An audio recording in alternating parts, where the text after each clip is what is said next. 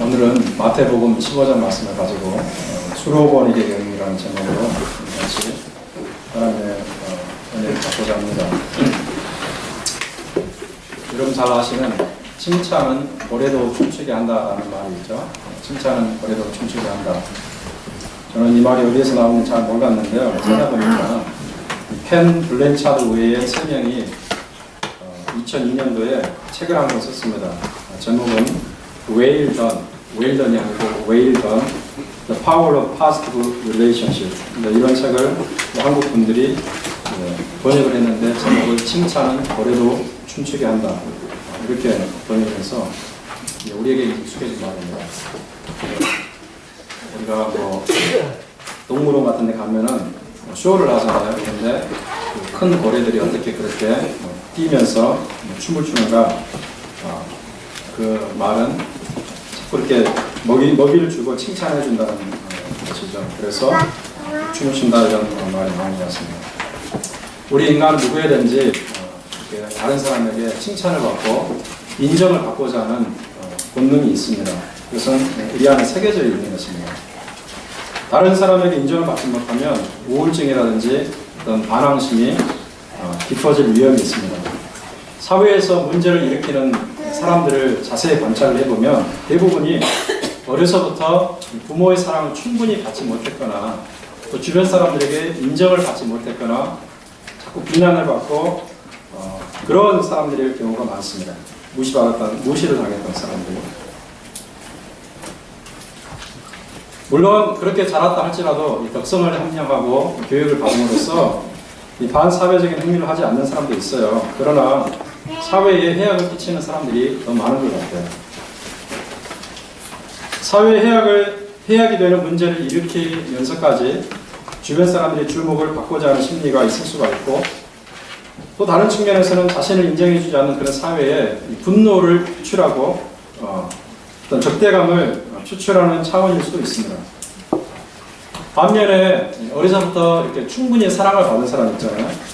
사랑을 듬뿍 받고 또 주변 사람들의 칭찬과 인정을 받으면서 자란 사람들은 물론 안 좋은 측면으로는 버릇이 나빠지고 자기 뜻대로만 하려고 하는 이기적인 그런 인간이 될 수도 있지만 인정과 사랑에 굶주려서 돌발 행동을 하는 경우는 많이 없는 것 같습니다. 사회에 해악이 되는 그런 일을 하는 것은 많이 없는 것 같아요. 칭찬과 인정을 받고자 하는 욕구는 어린아이들뿐만 아니라 나이가 많은 어른들도 똑같습니다. 그런데 칭찬도 누가 하느냐에 따라서 그 효력이 달라지겠죠.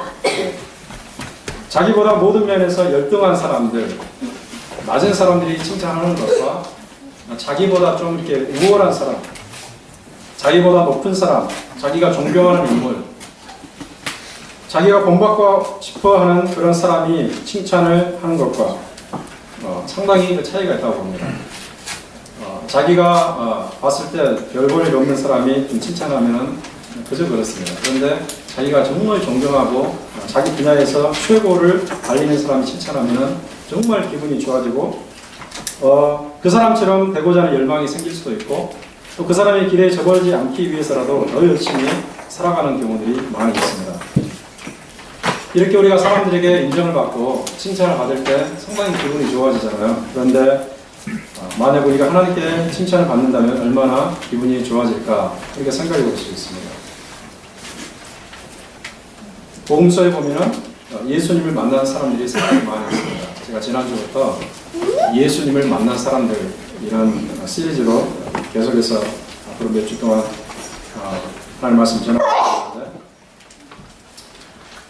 예수님을 만난 사람들이 굉장히 많이 있지만 예수님께 칭찬을 받은 사람들은 굉장히 극소수입니다. 딱 3명에 불과한데 그럼 누군지 잘 아십니까?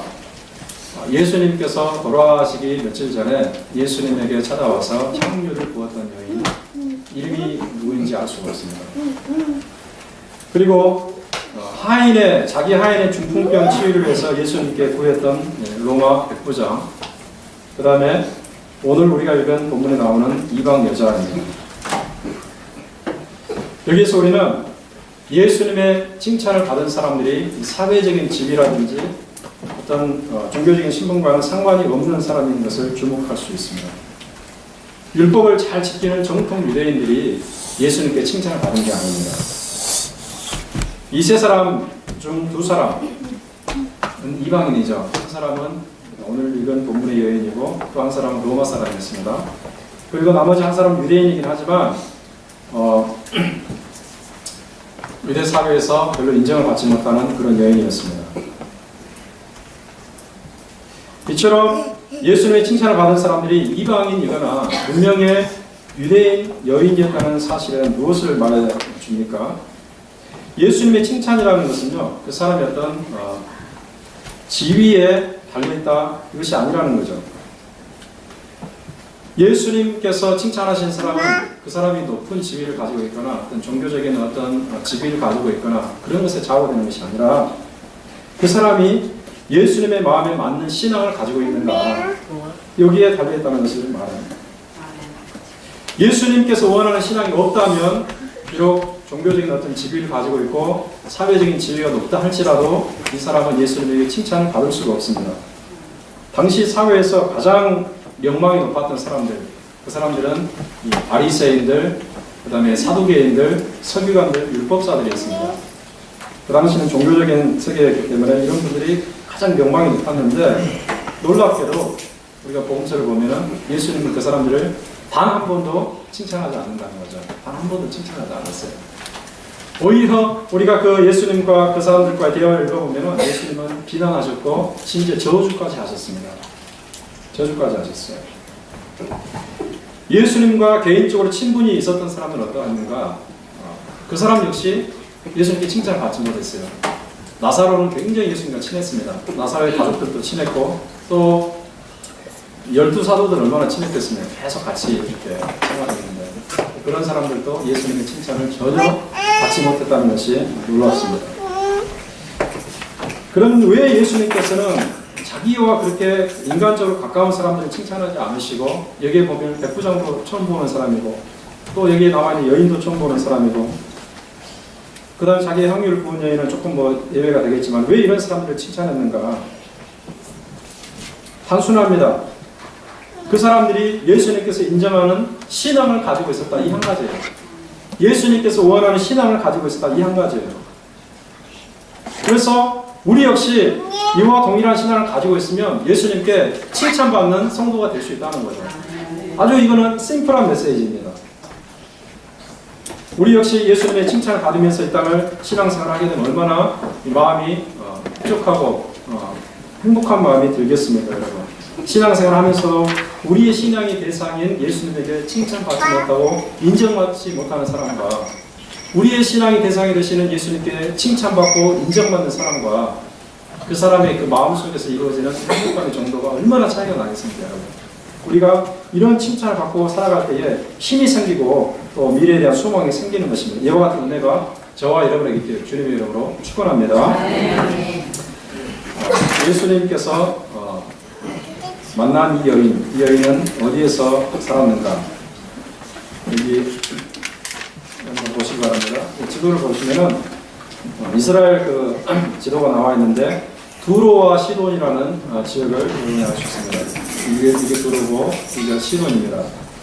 여기 보듯이 두로와 시돈은 지중해에 접해 있는 해안 땅입니다.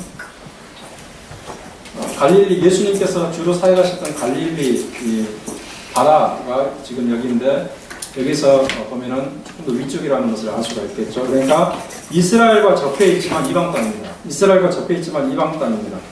그런데 이 두로와 시돈은 지중해와 접해 있었기 때문에 굉장히 번창한 그런 항구 도시였어요. 오늘날로 치자면은 마치 뉴욕이나 홍콩 같은 그런 도시들이었습니다. 엄청나게 유명한 도시들이었죠.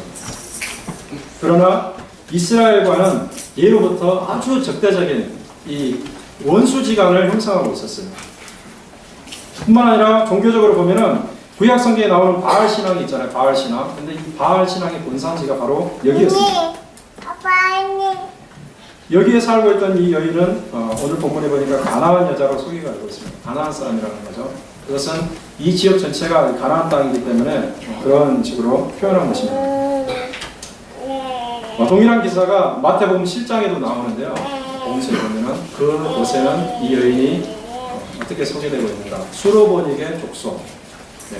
수로보닉의 족속으로 소개됩니다. 제가 오늘 설교 본문을 수로보닉의 여인으로 잡았습니다.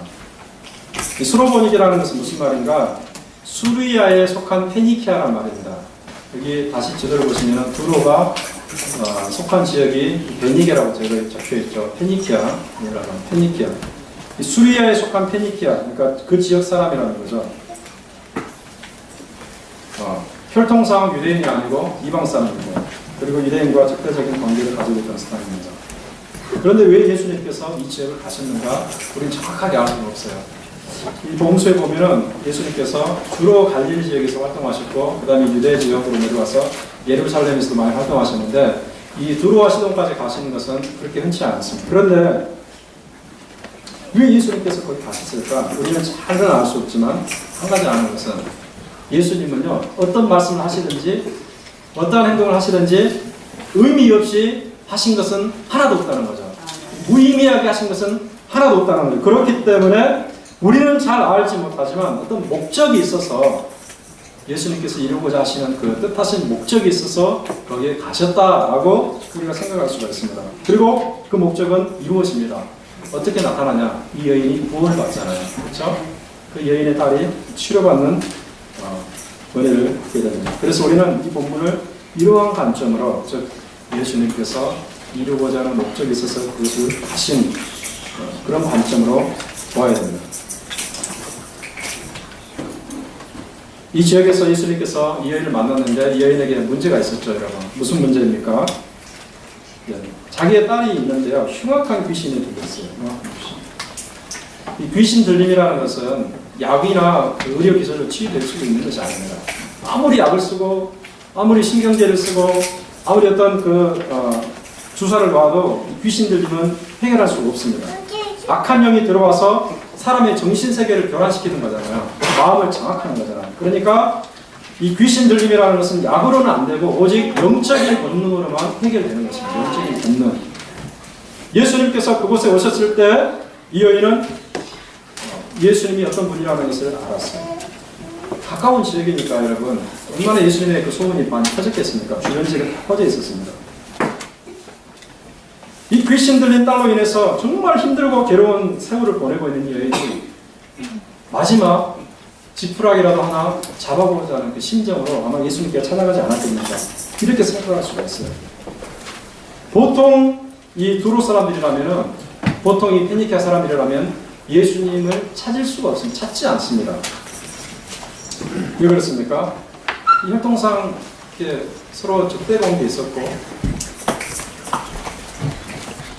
신앙도 다르잖아요. 그리고 우리가 사복음서를 다 읽어보면은 이 지역의 사람들이 예수님을 찾았다는 기록이 하나도 없습니다. 네. 이 여인 외에는 아무도 예수님께 찾아가지 않았습니다. 비록 그가 무슨 귀신을 쫓아내고 기적을 일으킨다는 말을 들었어도 신뢰할 수도 없고 좋아할 수도 없고 찾아갈 수도 없는 거죠. 그 사람에게 도움을 청하는 자체가 어쩌면은 자존심 상하는 일이죠. 네, 수치이죠. 그래서 찾아가지 않는 것입니다. 그런데요, 신앙이라는 것은 뭔가 그러한 차원을 뛰어넘는 것입니다. 자존심 상한 일인 것 같지만, 수치스러운 일인 것 같지만, 그러한 차원을 뛰어넘어서 해답이 있는 그분을 찾아가는 것이 신앙입니다. 비록 자기가 좋아하지 않을지라도 그 문제 해결의 주체를 분명히 알고 그분을 찾아가는 것, 여기에서부터 모든 것이 해결되는 것입니다. 그리고 이것을 하나님은 신앙이라고 말씀하시는 것입니다. 여러분, 오늘날도 많은 사람들은 하나님께서 보시기에 아주 답답한 문제를 가지고 있습니다. 아주 답답한 문제를 가지고 있어요. 그것이 무엇입니까? 하나님이 보시기에 답답한 문제라는 것은요, 우리가 자기에게 문제가 있다는 사실을 잘 알지 못하는 그런 상태입니다. 내가 문제가 있는데 문제가 있는지 없는지 잘 모른다는 거예요. 설령 알아도 그 문제를 해결하는 해답이 어디에 있는지 잘 모른다는 거예요. 이것이 답답한 거예요. 해답의 원천인 예수님을 찾지 않는다는 것이죠. 찾지 않아요. 수로보닉의 여인, 이 사람에게는 귀신 들린 딸이 있었는데 그 딸만 귀신 들린 것인가. 우리가 영적인 세계를 깊이 고찰해 보면은 예수님에게 속하지 않은 사람은 저마다 다 각각 악한 영의 영향을 받고 있다는 사실을 알 수 있습니다. 예수님에게 속하지 않은 사람은 저마다 각각 악한 영에게 영향을 받고 있습니다. 사로잡혀 있을 수도 있고 영향을 받을 수도 있습니다. 여러분 같이 이 구절을 읽어보겠습니다. 에베소서 2장 시작. 그때 너희는 그 가운데서 살아나여 이 세상 풍조를 따르고 공중의 권세 잡은 자를 따랐으니 곧 지금 불순종의 애들 가운데서 역사하는 영이다. 아멘. 그때라는 말이 무슨 말입니까? 에베소 사람들이 이방 사람들이거든요. 예수님을 주인으로 모셔드리기 이전의 상황을 말합니다.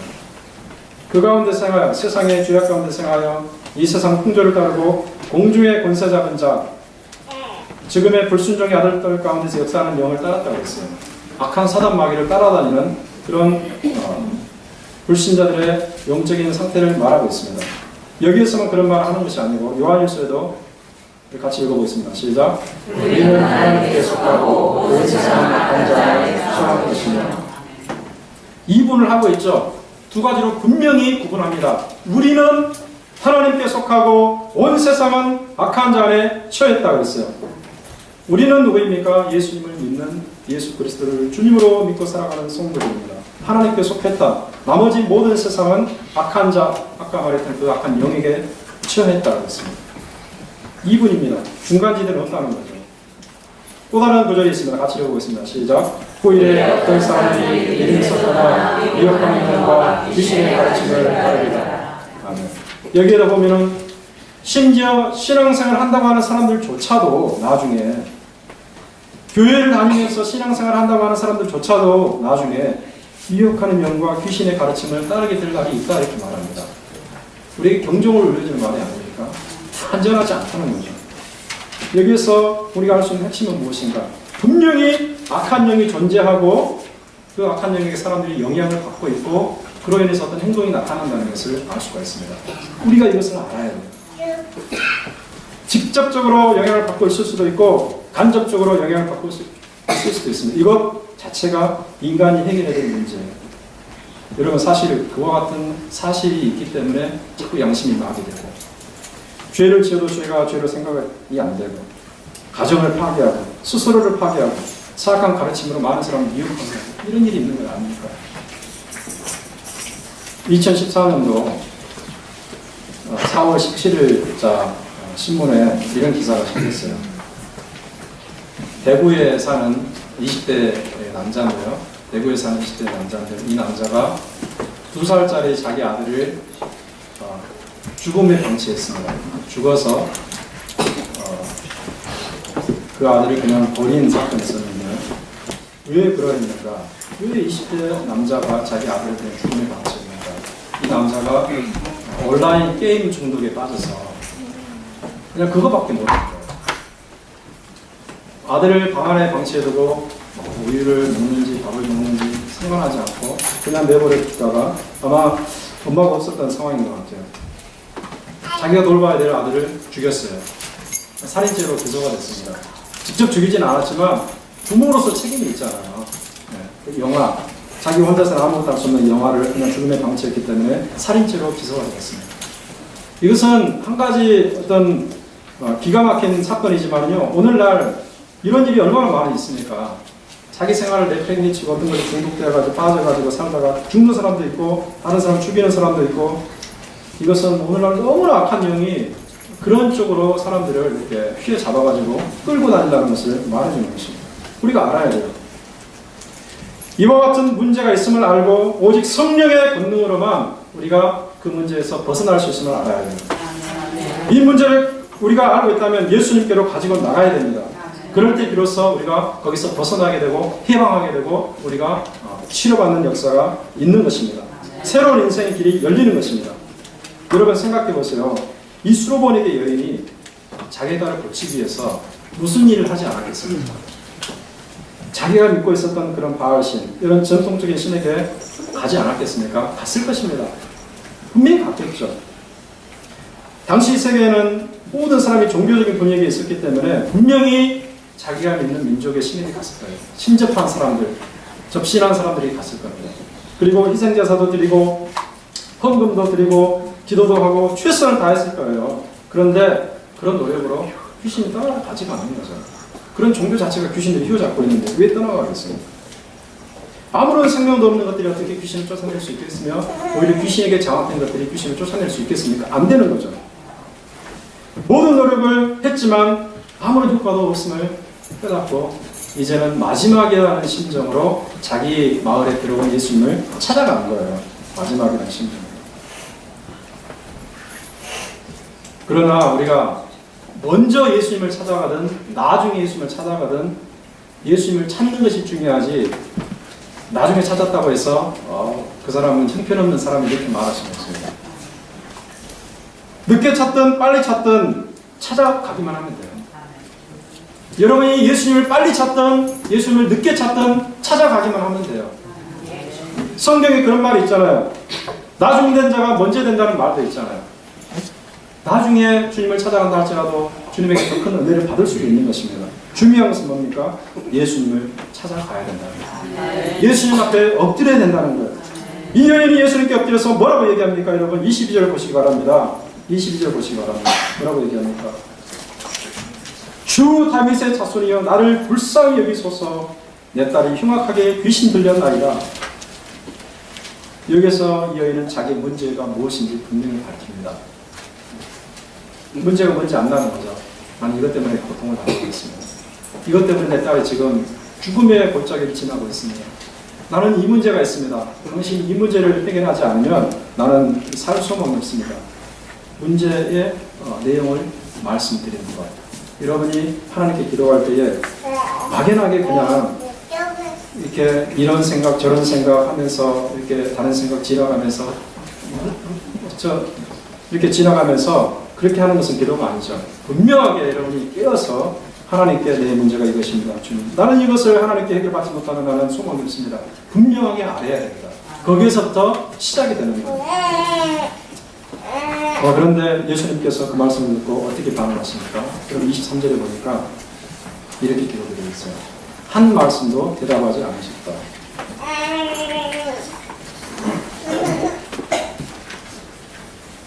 이거 좀 지워주시기 바랍니다. 이 화면이 네, 감사합니다. 한 말씀도 대답하지 않으셨다 이렇게 되어 있죠. 한 말씀도 대답하지 않으셨다. 그러니까 반응하지 않는다는 거죠. 여인에게 상당히 상실감을 느끼게 하는 그런 장면 같습니다. 그런데 여기에서 그치지 않고 예수님께서 한 수를 더 뜨시는 것 같아요. 제자들이 빨리 보냅시다 이렇게 말합니다. 제자들이 말합니다. 빨리 보냅시다. 예수님께서 어떻게 말씀하십니까? 24절에 보니까 본문 보세요. 성경에서 나는 이스라엘 집에 잃어버린 양 외에는 다른 데로 보내심을 받지 아니하였노라. 이 말은 뭡니까? 이 여인은 이방 여자이기 때문에 내가 도와줄 수 없다. 충격적인 말씀이죠. 충격적인 말씀이죠. 마치 목이 말라서 물을 구하는 목마른 사람에게 물을 그가 보는 앞에서 땅에 쏟아버리는 것 같은 그런 행동입니다. 얼마나 기가 막힙니까? 좀 우리가 예수님의 이 행동을 이해하기 어렵습니다. 그런데 예수님은 거기 그치지 않고 더 충격적인 말씀을 하십니다. 26절에 보니까 이렇게 말합니까? 자녀의 떡을 취하여 괴들에게 던지니 마땅하지 아니하니라. 완전히 최종 선언을 하시는 것 같아요. 완전히 모습 바뀌는 것 같아요. 여자의 요구를 절대로 들어줄 수 없다 이런 선언이 왔습니다. 완전히 묵사발 내버리는 모욕적인 원사입니다. 이스라엘의 수많은 사람들에게 존경을 받고 있는 이 예수께서 어떻게 저런 말씀을 하실 수 있을까? 도무지 이해하기 어려운 말을 하고 있습니다. 우리가 봐도 잘 이해가 되지 않습니다. 정말 해도 넘어가시는 것이 아닌가. 사랑이 많다고 하신 예수님이 어떻게 이렇게 말씀하시는가. 아무리 이방인이라 하지만 예수님께서 이렇게까지 말씀하실 수 있는가. 이렇게까지 심한 모욕을 주실 수 있는가. 만약에 여러분들께서 이 수로보닉의 여인이라고 한다면 입장을 여러분들이 거기 한번 대입하셔가지고 여러분이 그 자리에 있었다면 그런 문제가 갖고 있었다면 예수님이 그런 대답을 듣고 어떻게 하실 것 같습니까? 충분히 상상할 수 있습니다. 아, 그래요? 정말 해도 너무 하시는군요. 정말 치사해서 못 해먹겠네요. 이런 그렇게 말하지 않겠습니다. 당신 아니면 내 딸을 못 고치겠습니까? 그래, 다 그만둡시다. 내가 두 번 다시 당신을 찾아오면 내 성을 갈겠습니다. 이렇게 말하지 않았겠습니까? 제가 상상으로 지어낸 말이지만 아닙니다. 훨씬 더 심한 말을 했을 거예요. 독소를 퍼붓고 아마 저주까지 했을 거예요. 그런데 여러분 보시기 바랍니다. 이 여인이 어떻게 반응합니까? 27절을 보시기 바랍니다. 27절을 보시기 바랍니다. 정말 놀라운 말을 합니다. 뭐라고 얘기합니까? 우리 같이 읽어보겠습니다. 이 여인이 한 27절의 말씀. 시작. 주여 올소이라마는 걔들도 제 주인의 상에서 떨어지는 부스러기를 없나이다. 주여 올소이다마는 당신이 말이 옳습니다. 옳습니다. 하나도 틀린 것이 없습니다. 그러나 걔들도 제 주인의 상에서 떨어지는 부스러기를 먹지 않습니까? 자존심이 없는 것 같아요.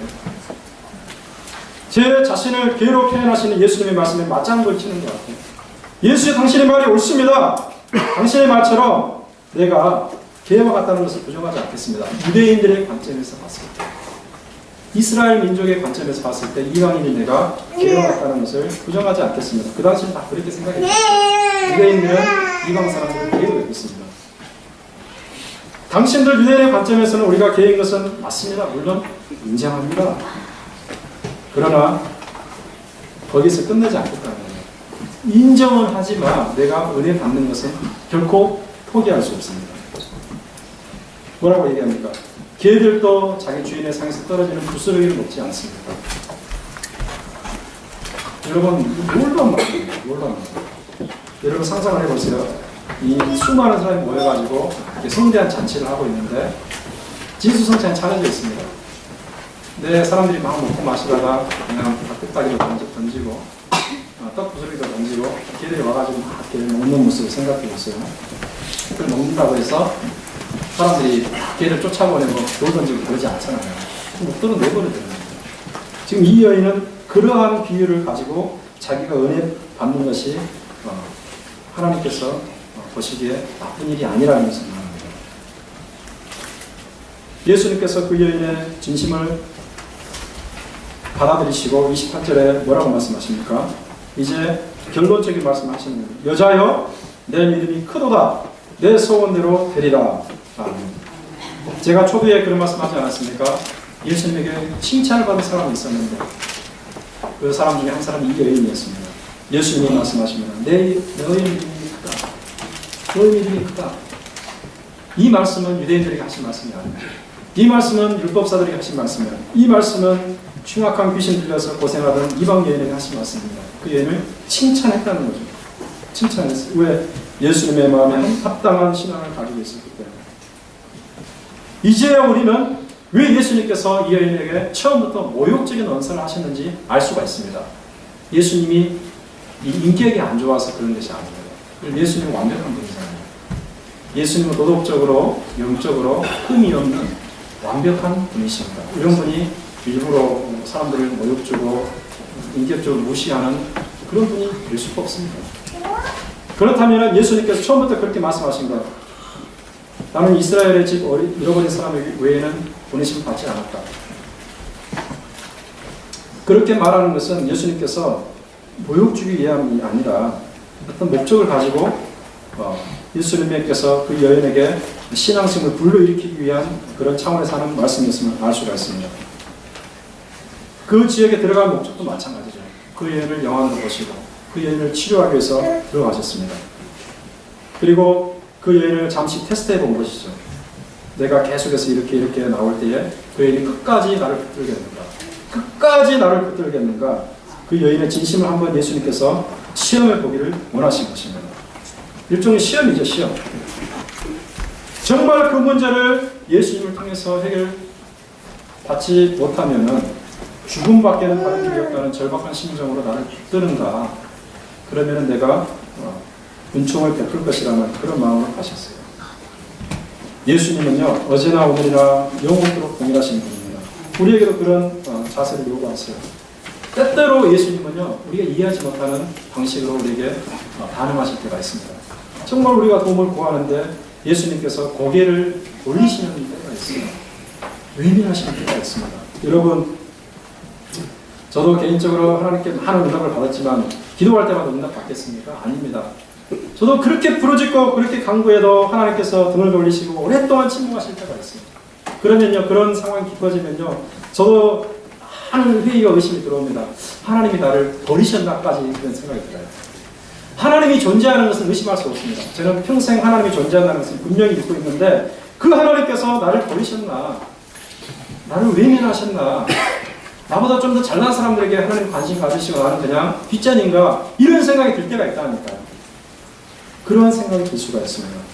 그러나 예수님은 우리에게 그것을 그런 상황을 가지고 그렇게 해석할 것을 원치 않습니다. 비록 예수님께서 잠시 일시 우리를 외면하신다 할지라도 우리가 끝까지 주님의 신실하심을 붙들고 나가기를 원합니다. 그렇지 아니하면 우리는 문제에서 벗어날 수가 없습니다. 예수님, 우리가 주님에 대한 신뢰를 변함없이 가지기 원해요. 상황에 관계없이 예수님 신뢰하는 거예요. 제가 이번 주인가 저번 주인가 우리 웹페이지 은혜 나눔터에 믿음에 대해서 브라이언 채플이 쓴 한 줄 기사를 쓰고 제가 잠깐 해석을 달아놨는데, 거기에서 믿음이라는 것을 이렇게 말을 했죠.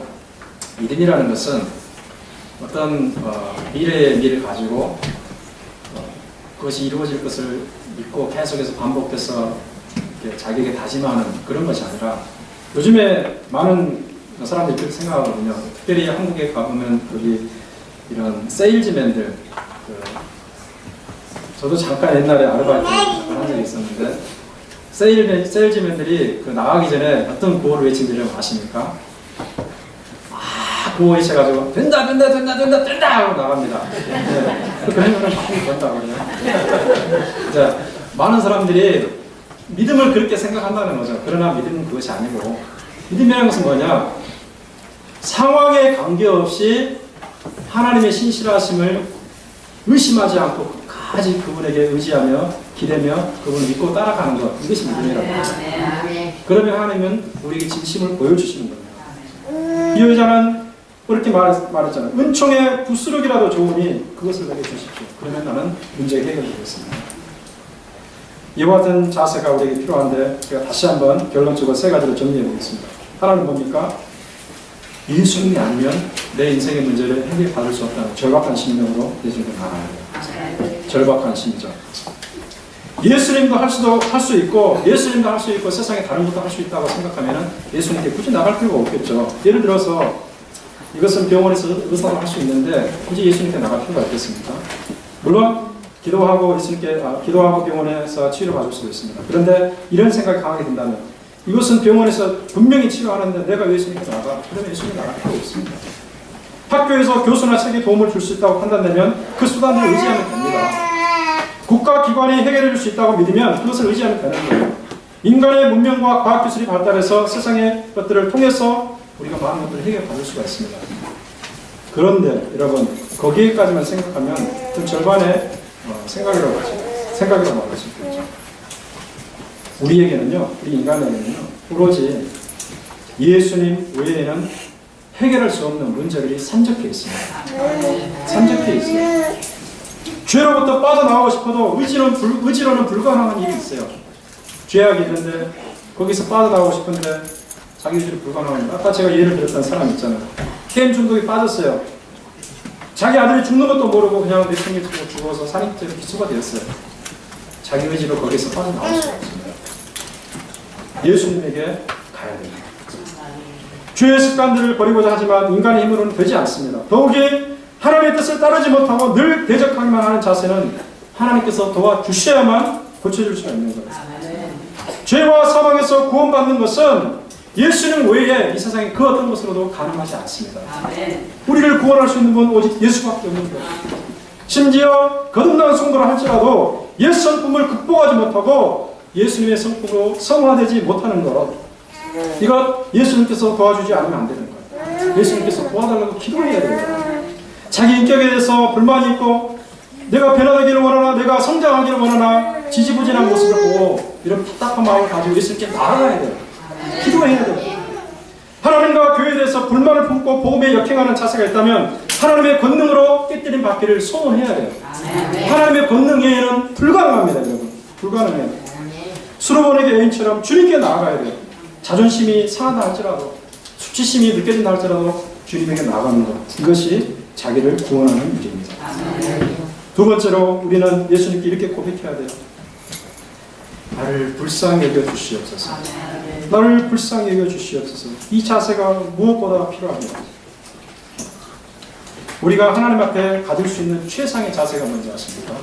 인간으로서 창조주 하나님 앞에 가질 수 있는 최상의 자세가 뭔지 아십니까? 나를 불쌍히 여겨 주시옵소서.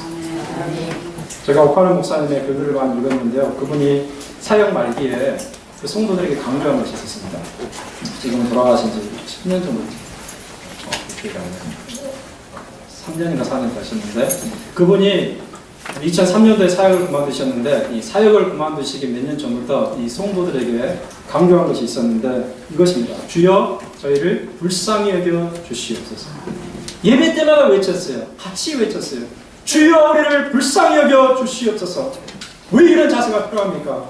여러분, 이것이 하나님 앞에 가져야 될 인간의 근본적인 자세라는 것을 말하는 거예요. 우리는요, 하나님 앞에서 나는 괜찮은 존재입니다. 그래도 나는 하나님께서 뭔가 이렇게 칭찬할 존재가 아닙니다. 이렇게 나가면요, 하나님께 인정받지 못합니다. 여러분, 누가복음 28장에 그런 비유가 있잖아요. 제가 자주 들은 비유인데, 두 사람이 기도합니다. 한 사람은 손을 높이 들고서 자기 모든 공적을 다 아뢰니다. 하나님, 나는 이것을 했고, 나는 저것을 했고, 나는 이것을 했고, 나는 저것을 했습니다. 모든 사람이 듣도록 기도합니다. 그런데 한 사람은 어떻게 기도합니까? 너무나 창피해가지고 저쪽에 가서 엎드려서 감히 하늘을 향해서 눈을 들지도 못하고 그렇게 기도합니다. 하나님, 나는 죽을 죄인입니다. 나는 이렇게 하나님 앞에 율법을 어겼고, 난 이렇게 살았고, 나는 죄인입니다. 나를 불쌍히 여겨 주시옵소서. 나를 불쌍히 여겨 주시옵소서. 하나님 앞에 통곡하면서 자기의 비참한 모습을 아랬어요. 하나님의 불쌍히 여기심이 필요합니다. 하나님의 자비가 필요합니다. 그럴 때 누가 의롭다 여김을 받고 나갔는가? 예수님의 말씀은 한 가지입니다. 자기를 불쌍히 여겨달라고 말했던 불쌍입니다. 여러분, 우리는 하나님 앞에 나를 불쌍히 여겨달라고 말할 것밖에는 달리 할 말이 없습니다. 그런데 사람들의 문제는 무엇인가? 그것이 아닙니다. 다 자기가 잘났다. 자기 행동, 자기 헌신. 교회에서 보면요, 이런 오류가 있습니다. 정말 좋은 것이지만, 그것 자체는 좋은 것이지만, 그것을 이용해서 다른 사람들에게 자기가 어떤 종교적인 어떤 깊이와 헌신과 어떤 권위가 있다고 인정하면서 이렇게 인정을 받으려고 하면서 하나님 앞에 그것을 내세우려고 하는 자세가 있어요. 이것은 위험한 일입니다. 그것 헌신하고 수고하고 섬기고 일하는 것 자체는 정말 좋은 일인데, 그것을 가지고 하나님께 딜을 하려고 하고, 그것을 가지고 다른 사람과 비교하려고 하고, 그것을 가지고 다른 사람을 은근히 무시하려고 하는 것은 하나님 앞에 저주받을 짓입니다. 서기관과 바리새인들이 그런 심판과 저주를 받지 않았습니까? 그 사람들의 행위를 보면요, 정말 거의 완벽했어요. 그것이 잘못된 것이 아닙니다. 그 사람들은 누구보다 하나님의 말씀을 지키려고 몸부림을 쳤던 사람들이고 율법을 지키려고 노력했던 사람들이었어요. 그런데 그 마음속에 있는 태도, 하나님에 대한 태도, 다른 사람에 대한 태도가 잘못되는 태도죠. 자기를 불쌍히 여겨달라는 그런 마음이 없었어요. 여러분, 하나님께 나아가실 때마다 하나님 나를 불쌍히 여겨주시옵소서, 이 교회를 불쌍히 여겨주시옵소서, 저 사람들을 불쌍히 여겨주시옵소서, 기도하는 자세로 나아갈 때 하나님께서 은혜를 베푸십니다. 마지막으로 우리는 여기서 무엇을 알 수 있는가? 내가 하나님의 상에서 먹을 자격은 없지만 은총의 부스러기라도 좀 먹으면 안 되겠습니까? 하나님의 상에서 떨어지는 은총의 부스러기라도 하나님이 좀 주시면 안 되겠습니까? 이런 자세가 필요해요. 우리가 하나님의 법을 다 지키고 그분의 뜻대로 완벽하게 살고 있다. 그러면 은총을 구할 당당한 권리가 있습니다. 당당하게 하나님 주세요, 이렇게 구할 권리와 자격이 있어요. 그런데 문제가 무엇입니까? 그런 사람은 단 한 사람도 존재하지 않는다는 거예요. 하나님 뜻대로 다 행하고 완벽하게 사는 사람이 없습니다. 한국 사회를 떠들썩하게 했던 교황도 그렇게 하지 못합니다. 이 세상을 복음으로 뒤집어 놓는 그런 위대한 부흥사들도 그렇게 하지 못합니다. 캘커타에서 인도의 가난한 사람들과 함께 고생하며 죽어갔던 성녀 테레사도 그렇게 하지 못합니다. 어느 누구도 그렇게 하지 못합니다. 그 말은 무엇입니까? 하나님의 은혜를 당당하게 구할 수 있는 사람이 없다는 거죠. 그러면 우리는 영원히 은혜를 구해서는 안 되는 것입니다. 아닙니다. 이 여인이 우리에게 보여주고 있잖아요. 주인의 상에서 떨어지는 부스러기를 개가 먹지 않습니까? 그런 자세로 나가자는 거죠. 나는 자격이 없지만, 권리가 없지만 하나님께 하나님 은혜를 간구하며 나갑니다. 하나님께 자비를 구하며 나갑니다. 그런 사람에게 하나님이 책망하시겠습니까? 아닙니다. 하나님께서 책망하지 않아요. 여러분, 하나님의 상에서 떨어지는 부스러기는 세상의 그 어떤 잔치상에서 앉아서 먹는 것보다 더 맛있고 영양가가 있는 것입니다. 완전 식품이에요. 세상의 성찬은 우리를 만족시킬 수 없지만 하나님의 상에서 떨어지는 부스러기는 우리를 완전히 만족시킬 수가 있습니다. 그것을 우리가 알고서 주님의 은총에 부스러기를 구하는 심정으로 하나님께 나아가야 됩니다. 그러한 사람에게 하나님의 은혜가 있는 것입니다. 여러분, 이 시간에 하나님께 나아가시기 바랍니다. 예수 그리스도께 나아가야 돼요.